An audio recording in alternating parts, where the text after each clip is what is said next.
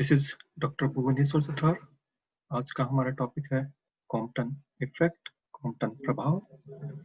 Compton प्रभाव का सबसे पहले अध्ययन 1922 में कॉम्पटन नामक वैज्ञानिक ने किया।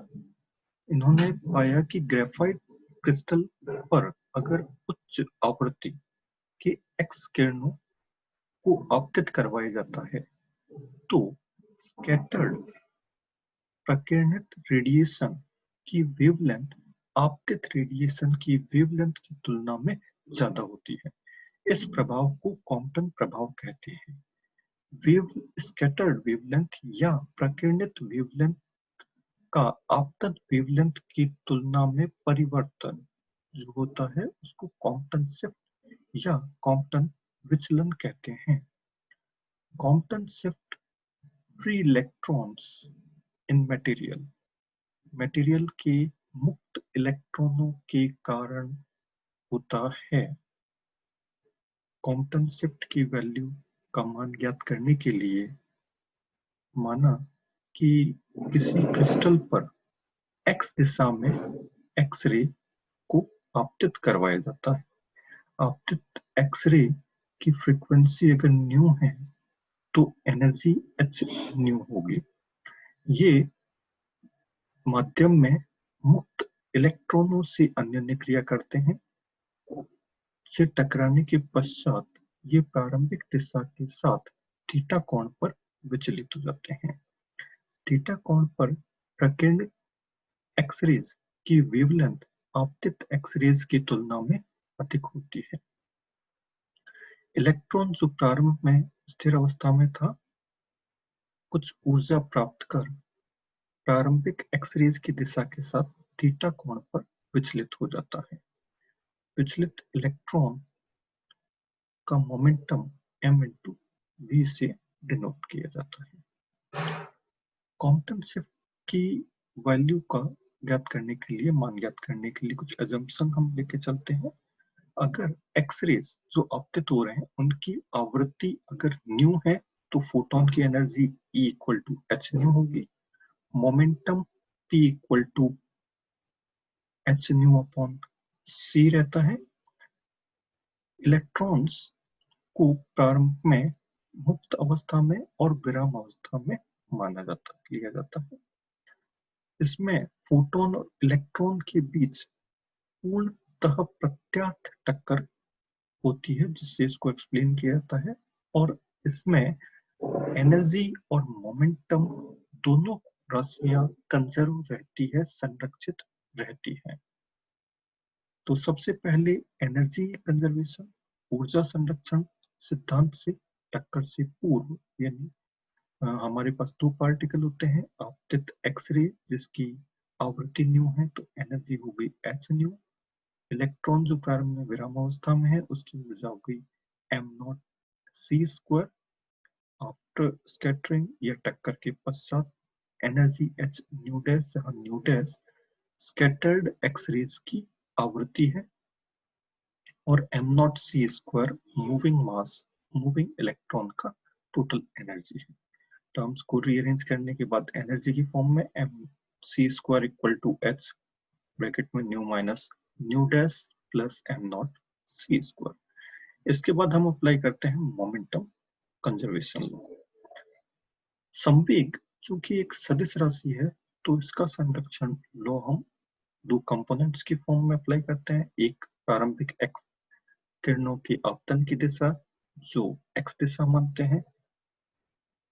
चूंकि प्रारंभ में फोटोन एक्स दिशा में गति कर रहा है तो पूरा मोमेंटम एच न्यू अपॉन सी एक्स दिशा में कंपोनेंट हो गया। स्कैटरिंग के पश्चात फाई एंगल पे स्कैटर्ड हो रहा है, स्कैटरिंग एंगल फाई है तो एक्स दिशा में इसका कंपोनेंट होगा cos H nu dash C cos phi. इसी प्रकार से प्रतिक्षिप्त इलेक्ट्रॉन का मोमेंटम एम इंटू वी, लेकिन इसकी दिशा प्रारंभिक एक्सरेज की दिशा के साथ थीटा कोण पे है तो उस दिशा में इसका कंपोनेंट हो गया cos M V cos theta. Terms को रीअरेंज कर दिया, सी को मल्टीप्लाई करके पूरी इक्वेशन में टर्म्स को रीअरेंज करने पे हमारे पास टर्म आ गई M V C cos theta equal to H bracket में nu minus nu dash cos phi. ये इक्वेशन तो अभी हमारे, अब इसी तरीके से मोमेंटम कंजर्वेशन लॉ, संवेग संरक्षण का नियम वाई डायरेक्शन में यानी प्रारंभिक एक्स-रेज की दिशा के लंबवत दिशा में आरोपित करते हैं। चूंकि प्रारंभ में फोटोन एक्स दिशा में गति कर रहा था, उसका कंपोनेंट 0 आएगा। प्रारंभ में इलेक्ट्रॉन जो है वो विराम अवस्था में था, तो उसका मोमेंटम 0 होगा। टक्कर के पश्चात मोमेंटम जो फोटोन का एच न्यू डैश अपॉन सी ये प्रारंभिक दिशा के साथ फाई कोण पर है, तो वाई दिशा में इसका कंपोनेंट साइन फाई हो जाएगा और M V sine phi electron का मोमेंटम का कंपोनेंट इन वाई डायरेक्शन। पूरी इक्वेशन को सी से मल्टीप्लाई करके टर्म्स को रीअरेंज किया तो हमारे पास इक्वेशन आ गई M V C sine theta equal to H nu dash sine phi. अब इक्वेशन 2 और 3 इन दोनों को स्क्वायर करके ऐड करते हैं तो हमारे पास इक्वेशन आती है M square C square equal to H square bracket में nu square plus nu dash square minus 2 nu nu dash plus M naught square C की power 4 plus 2 H M not C square bracket में nu minus nu dash. ये हमारी equation number 4 आ गई। अब equation 1 का square करते हैं और 4 से सब्ट्रैक्ट करते हैं तो हमारे पास कुछ इस तरीके से टर्म आती है। इस से हमारे पास इक्वेशन आती है इक्वेशन नंबर 5 जिसमें कुल 4 टर्म्स है, एक लेफ्ट हैंड साइड में, राइट हैंड साइड में। इसको फर्दर सॉल्व करने के लिए हम moving mass relation m equal to M naught upon under root 1 minus V square upon C square को यूज किया जाता है। इसको अगर क्रॉस मल्टीप्लाई कर दें तो हमारे पास टर्म्स आती है एम नॉट की वैल्यू आती है m under root 1 minus V square upon C square और स्क्वायर करने पर हमारे पास टर्म आ जाती है एम स्क्वायर ब्रैकेट में 1 minus V square upon C square. ये टर्म हो गई आपकी एम नॉट स्क्वायर सी 4 के बराबर। तो ये टर्म और यहाँ पे M not C square right hand side में आ रहा है, ये दोनों टर्म कैंसिल आउट हो जाएगी। रिमेनिंग 2 टर्म्स को रीअरेंज करके सॉल्व करते हैं जिसमें 2h कॉमन है और रिमेनिंग टर्म को सॉल्व करके न्यू और न्यू डैश का रिलेशन फाइंड आउट करते हैं और इससे हम कॉम्पटन शिफ्ट की जो वैल्यू जाती है हमारे पास वो वैल्यू कैलकुलेट करते हैं। तो हमारे पास रिलेशन आता है कॉम्पटन शिफ्ट का delta lambda equal to lambda minus lambda dash equal to H upon am not C 1 minus cos phi. अर्थात कॉम्पटन शिफ्ट जो है वो फाई स्कैटरिंग एंगल प्रकीर्णन कोण पर निर्भर करता है। प्रकीर्णन कोण के मान को परिवर्तित किया जाए तो कॉम्पटन शिफ्ट के मान में भी परिवर्तन होगा। Remaining term h upon am not C ये कॉन्स्टेंट्स हैं, h Planck's constant, m naught electron का विराम द्रव्यमान, c वेलोसिटी ऑफ लाइट, ये कांस्टेंट टर्म्स हैं। इनकी वैल्यूज अगर हम रखें तो हमारे पास इस कांस्टेंट की वैल्यू आती है 0.242 एंगस्ट्रॉम और ये कहलाता है कॉम्पटन वेवलेंथ।